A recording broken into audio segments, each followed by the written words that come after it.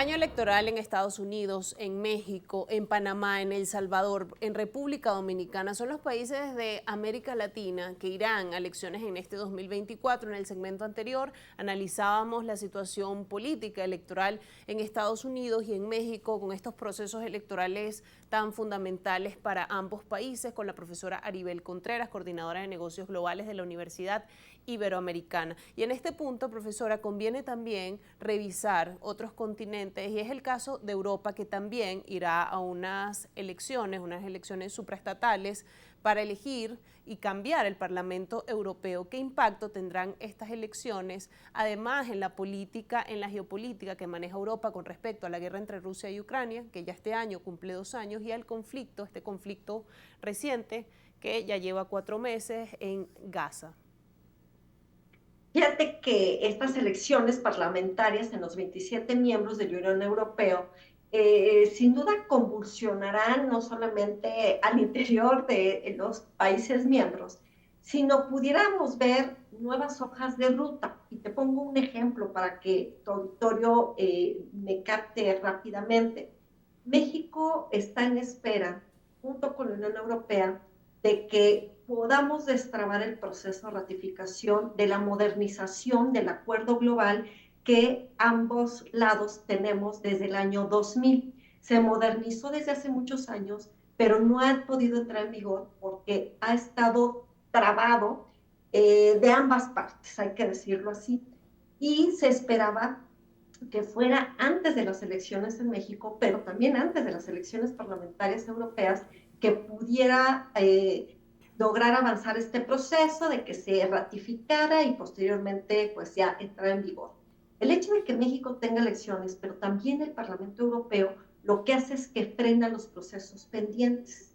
Entonces, si hay otros países que están en esta misma situación como México, lo que no se firmó antes de diciembre de 2023 es muy difícil que entonces avancen estos meses del 2024, porque lo que hace la Unión Europea es entonces esperarse hasta la nueva legislatura europea para que sean los nuevos legisladores quienes entonces ya tengan que analizar y ver los temas de la agenda legislativa pendientes y de esa manera se pueda avanzar.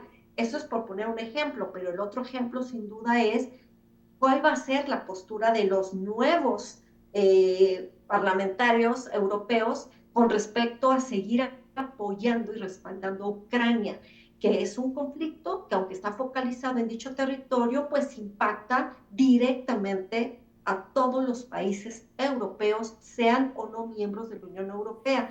Entonces, sí, sin duda vamos a estar viendo que el resultado de esas elecciones va a marcar una nueva agenda legislativa en la Unión Europea, que cada diputado tendrá sus propios intereses o su propia agenda.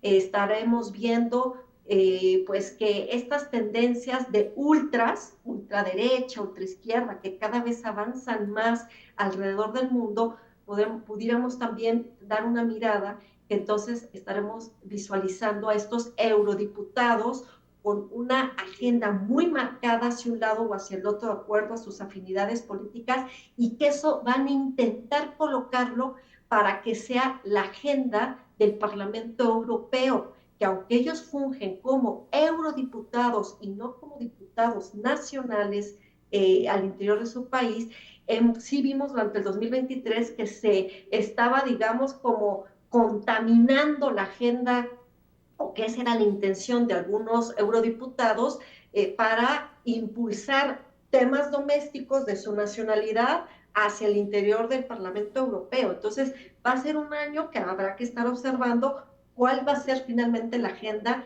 que los nuevos eurodiputados vayan a marcar para los siguientes años. Además de Europa, profesora Aribel, también en esta revisión vemos elecciones en Rusia, Ucrania también tendrá elecciones y si nos movemos un poco más hacia Asia, la India como gran potencia emergente también irá a uno de los procesos más grandes, uno de los procesos electorales más grandes del mundo. ¿Cómo interpretar estas elecciones y de qué manera pueden impactar en la agenda política internacional? Claro, te voy a, nada más rápido, te comparto algo para compartirle a tu auditorio, que las elecciones en Ucrania no están todavía confirmadas, que aunque oficialmente están en su calendario en el próximo mes de marzo, por la situación de que ellos se encuentran en un estado de guerra, las condiciones del país no le permitirían en realidad llevar a cabo los comicios, algo que todavía queda ahí como en gran cuestionamiento de qué es lo que va a suceder. Lo más seguro es que no se dé.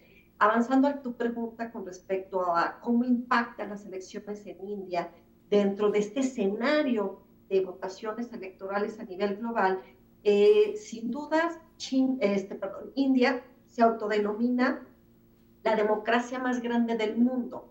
¿Por qué? Porque tiene comicios electorales, el voto es libre, son sufragios abiertos, buscan que sean transparentes y es el país más poblado del mundo.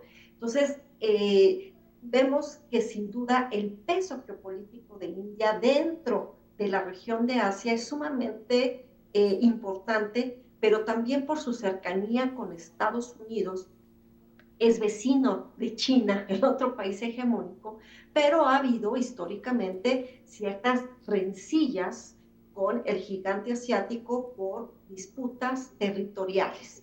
Claro, también Bangladesh, que es un país vecino de la India, acaba de tener comicios electorales.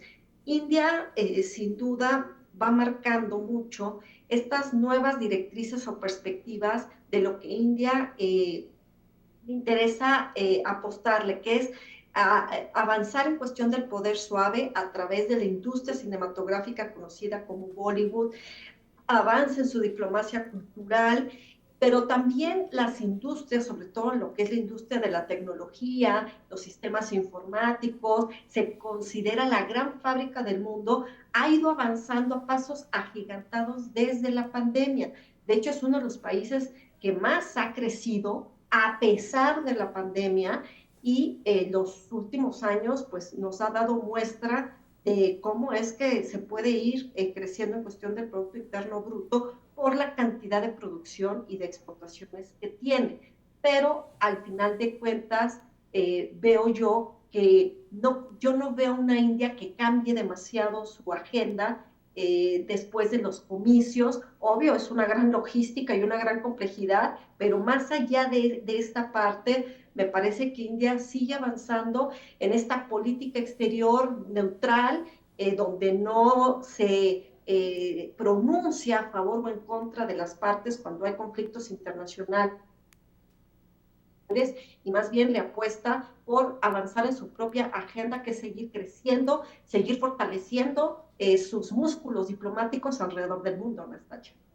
Profesora Aribel, ya debo despedir la entrevista, pero le quiero agradecer por habernos acompañado esta tarde, por conectarse con nosotros desde México y brindarnos su perspectiva, que siempre es tan compleja, sobre lo que ocurre en el mundo y particularmente este 2024 que se presenta tan complejo. Al contrario, como siempre, un gusto y un privilegio estar contigo, compartiendo con todo tu auditorio. Un fuerte abrazo y espero que pronto podamos volver a coincidir. Muchísimas gracias y hasta pronto. Hasta pronto, seguramente así será. Pronto seguiremos analizando estos temas con la profesora Aribel, coordinadora de negocios globales de la Universidad Iberoamericana. Con ella intentábamos hacer un recorrido por todos los procesos electorales que se llevarán a cabo en este 2024, un año netamente electoral para el mundo. 70 países acudirán a las urnas para elegir sus representantes, ya sea al Ejecutivo como al Legislativo, y es parte del análisis que hacemos en este espacio, en Brújula Internacional. Vamos a hacer una pausa y al regreso seguimos analizando las perspectivas para el 2024, pero en esta oportunidad en temas asociados al petróleo y a la actividad petrolera. Hacemos una pausa y ya regresamos.